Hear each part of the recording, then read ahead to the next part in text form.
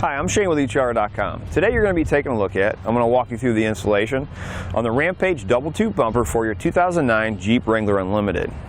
This bumper is not only going to add style to the front of your Jeep, but it's also going to add protection. When you're off-roading, maybe encountering some of those small trees, it's going to add great protection for your grille and for the front side of the vehicle. Let's talk about a few of the features of this bumper. They're going to be tube steel. We're going to have double tube across the front. You'll notice here, it sticks out fairly far out of the side of the vehicle, so it gives our tire a little protection there.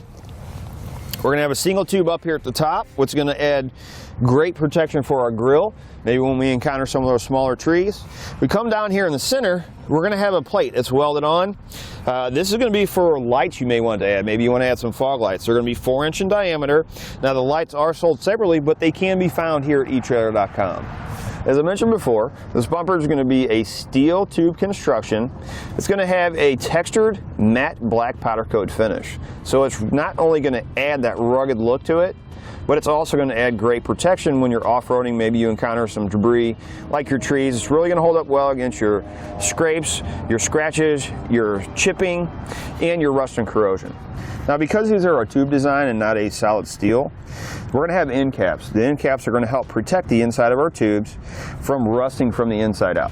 To start our installation, we're going to have a plastic pan on the lower part of our bumper here we need to remove.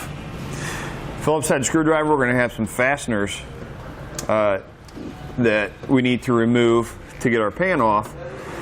These fasteners, with a screwdriver, we don't have to push to get the center out. All we need to do is make sure that we're gripping that center, and we're just going to turn and it'll pull out the center part. Once we get the center out, we want to make sure we get the base, pull the base out also. Just like that. We're going to have two on the underside of the panel.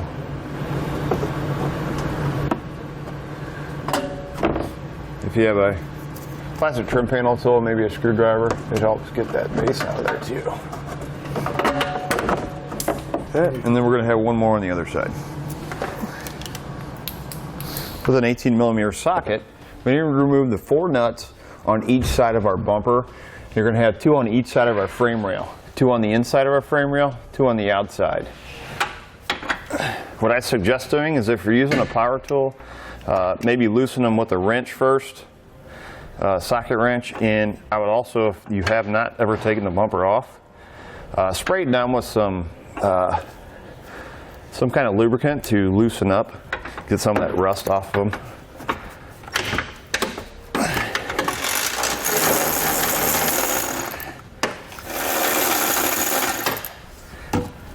Now we're going to slide our bumper off.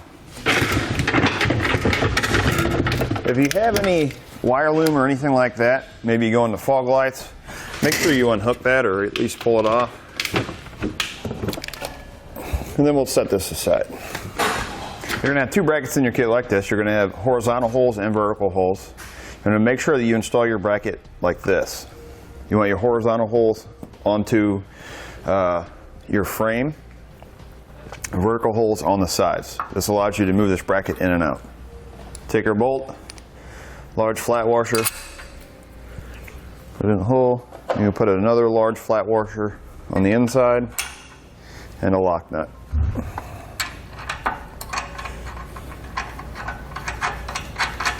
We're just going to finger tighten them for now until we get our bumper in place. We're going to repeat that same process on the other side. Now with the next set of hands, we'll lift our bumper up into place. We'll line it up with our holes. We're going to use the same combination of hardware that we did on the front.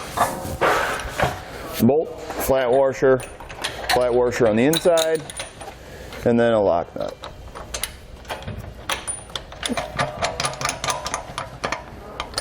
Next, we need to tighten our hardware. We're not going to be able to use sockets because this base is too small and the bolts and nuts are too close together on the inside here. So what I'm going to do is use a 3/4 inch wrench. If you don't have 2 of them, use a 3/4 inch and a 19mm. And what we need to do is we need to be able to move this to get our top and bottom bolts tight. Once you have those tight, we'll take our 2 wrenches like this. I'm going to raise this up or position it where you want it, and then we'll just tighten it in place. If you wanted to use a socket on this here, you could. You got enough room there. Then I'm going to do the same thing over here. Once you have all your bolts tightened down, you're ready to go. Again, I'm Shane with eachother.com.